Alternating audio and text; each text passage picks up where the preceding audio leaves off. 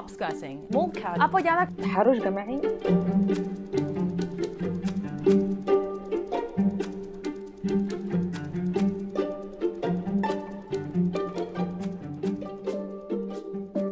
Have you ever been at a gig or a protest or on a tightly packed train and noticed a flash go off out the corner of your eye, or heard the click of a phone camera, and suddenly you realise someone has taken a picture up your skirt or dress? We have a word for that in the UK, it's called upskirting, and it's illegal. Upskirting gained public attention back in 2017 because of the work of one campaigner called Gina Martin. Gina was at a festival when a man took a photo up her skirt. She reported it to the police, but they said they couldn't do anything about it. So Gina decided to tackle the problem herself. Her campaign was a success and upskirting became a criminal offence in England and Wales in 2019. Naming this kind of violation is helping women to achieve justice. By its second year of being in force, upskirting prosecutions had doubled. So that's here in the UK, but what terms do they have in South Korea? Molka literally means hidden camera or sneaky camera in Korean. The expression actually originated from a local TV prank show, but now it mainly refers to this digital crime of filming someone without consent. It's a tiny little camera that is usually installed in a very small holes and even cracks, usually in the walls in women's public toilets and motel rooms. I think it was around 2010 that these disturbing warnings about the spy cameras, which could capture your most private moments, started to make headlines in Korea. Interestingly, we've seen a shift in the language. People now feel uncomfortable using this term because it has mischievous connotations, just like a prank or game. So recently, Korean media and society have started to use this phrase illegal filming instead of molka. So that's in Korean, but what about a word in Arabic? تحرش جماعي is an Arabic phrase that describes when a group of men assault a woman.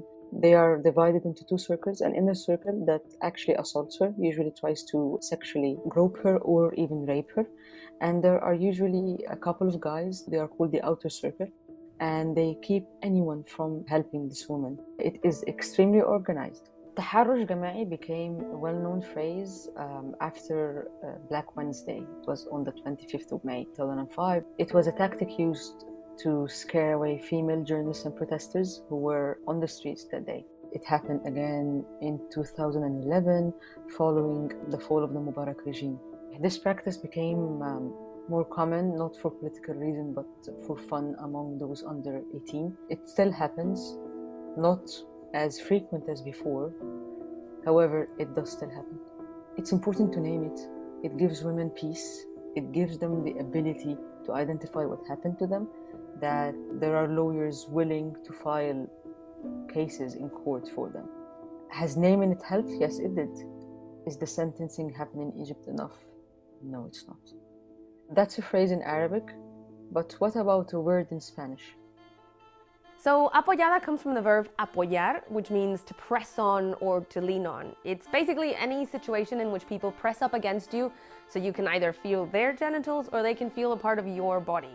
And it can be on a busy commuter train, on a bus, or in a crowd, and this isn't accidental, there's intention. I've heard it used in all sorts of different ways.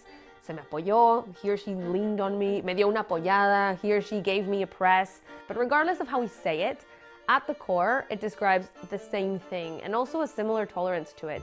Una apoyada is not unusual. The scale of the problem is undeniable, and step one is acknowledging it. But you can't acknowledge something you can't name. In Mexico, because we're so close to the United States, we import a lot of their language, and we're coming up with our own, like apoyada. We're just starting to develop a vocabulary to describe our lived experience. Whether or not we use apoyada in exactly the same way across countries is not the point. The point is we're finally talking about it.